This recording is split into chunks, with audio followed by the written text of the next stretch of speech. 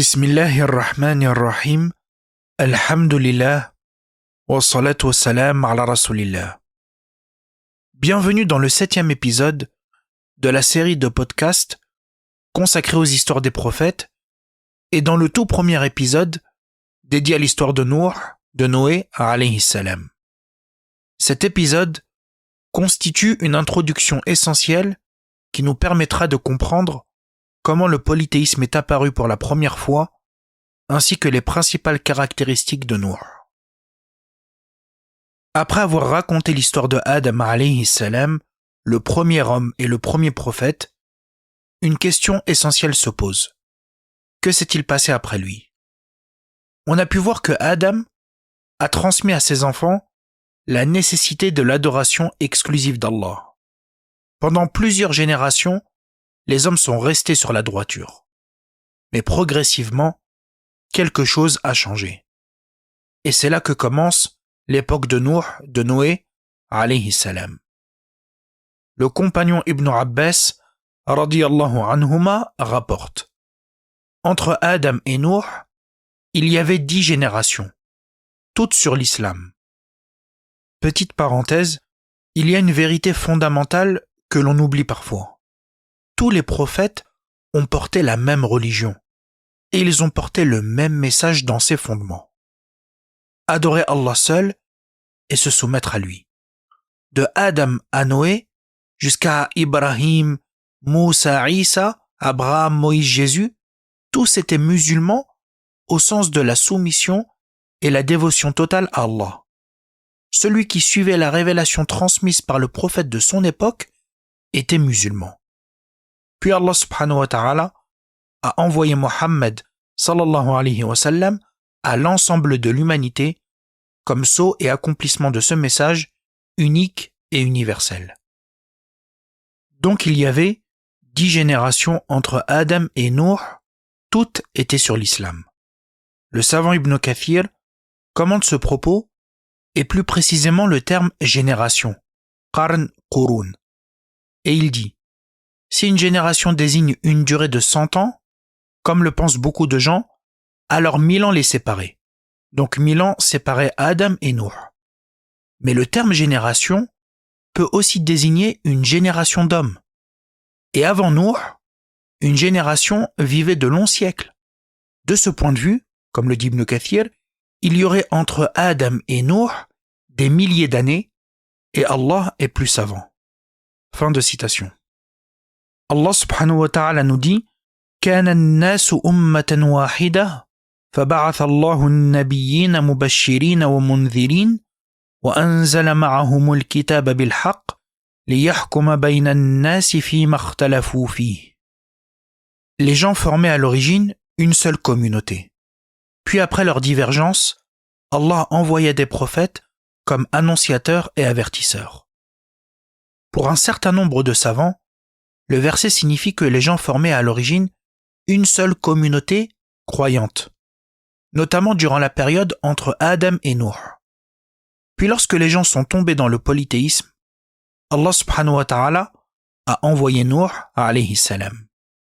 En résumé, Allah subhanahu wa ta'ala a envoyé Noé lorsque les statues et les idoles ont été adorées et que les gens étaient tombés dans l'égarement et la mécréance. Mais l'idolâtrie n'est pas apparue d'un coup. Elle a commencé par l'exagération dans l'amour des ancêtres. Parmi le peuple de Noé, il y avait des hommes vertueux. Ils s'appelaient notamment Wad, Suwar, Yarouth, Ya'uq et Nasr.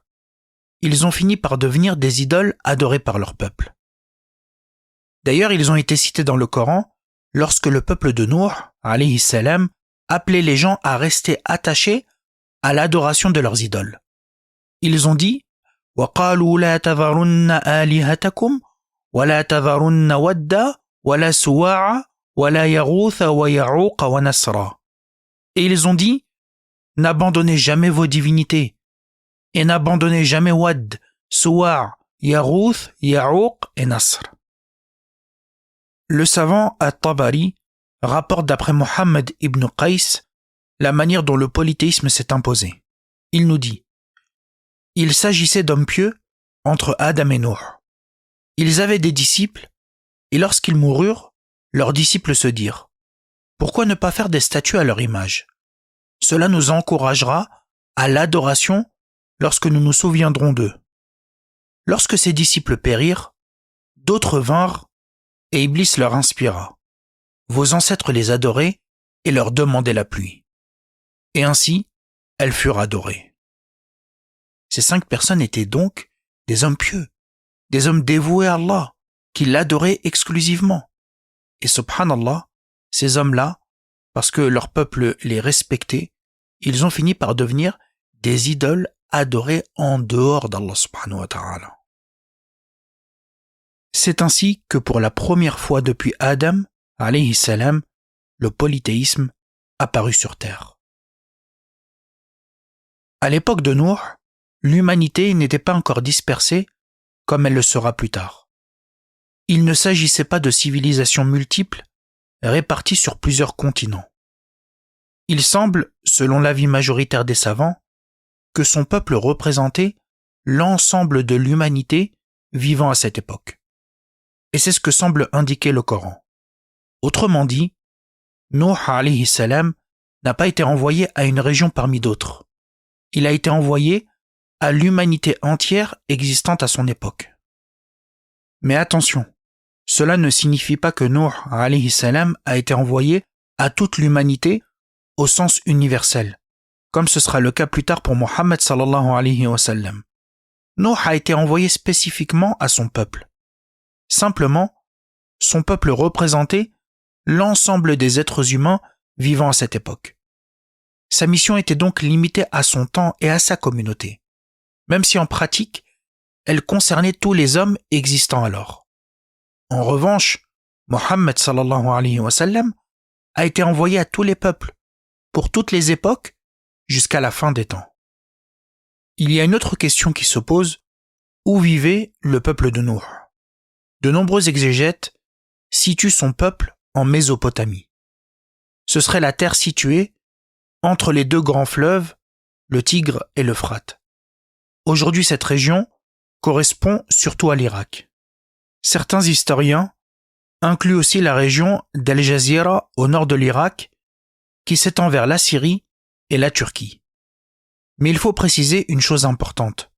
Le Coran ne donne pas l'endroit exact.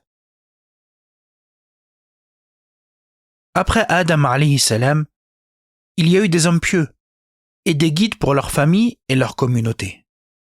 Mais avec Nuh alayhi salam, nous entrons dans une nouvelle phase de l'histoire humaine. Nuh n'était pas simplement un prophète. Il était le premier messager, Rasoul.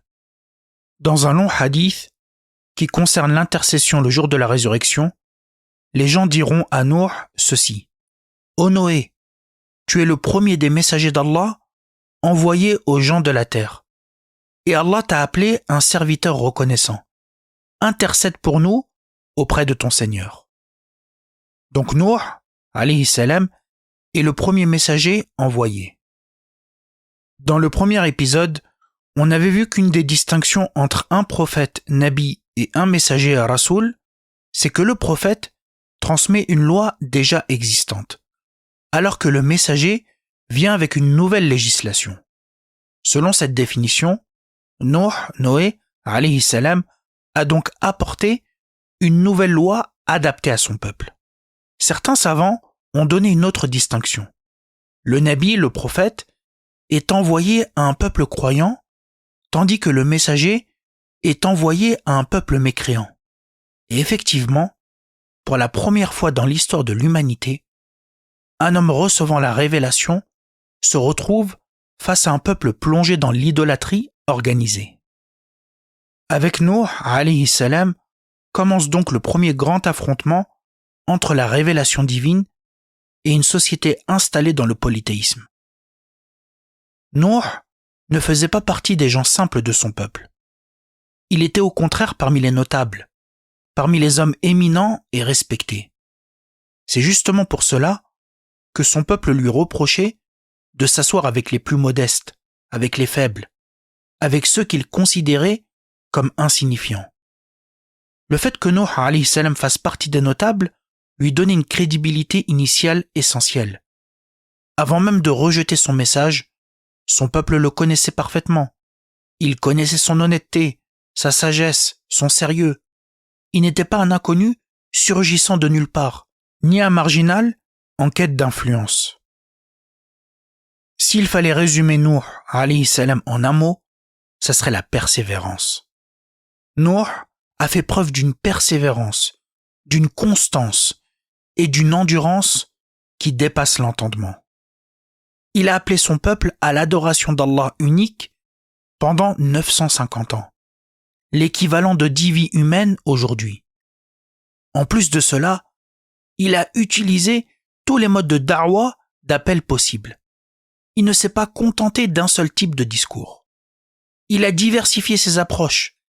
Il a appelé de nuit et de jour. Il a appelé ouvertement et secrètement. Il a appelé en privé et en public. Il a utilisé les arguments rationnels. Il a averti et il a annoncé la bonne nouvelle. Donc 950 ans de prédication intense et constante. Et pourtant, on va le voir, peu de gens ont fini par suivre son message. Nuh alayhi salam ne faisait pas partie seulement de l'élite de son peuple, mais il fait partie également de l'élite des messagers. C'est un cercle restreint. Il est composé de messagers grandement éprouvés, des messagers dont la détermination a marqué l'histoire humaine. On les appelle les ulul azm min ar-rusul, les messagers dotés d'une résolution exceptionnelle. Allah subhanahu wa ta'ala dit Fasbir kama sabara ulul azm min ar-rusul. Endure, ô Mohammed, comme ont enduré les messagers doués de fermeté, doués de résolution. Ils sont 5 messagers. Nuh, Noé, Ibrahim, Abraham, Moussa, Moïse, Isa, Jésus et Mohammed sallallahu alayhi wa sallam. Ces messagers ont pour caractéristique de ne jamais reculer ni devant la proclamation de la vérité, ni devant l'accomplissement du bien, ni devant l'effort nécessaire pour élever les sociétés. Lorsque le rejet du peuple de Nuh a été total et qu'Allah lui a révélé que plus personne ne croirait, il lui a ordonné de construire l'arche.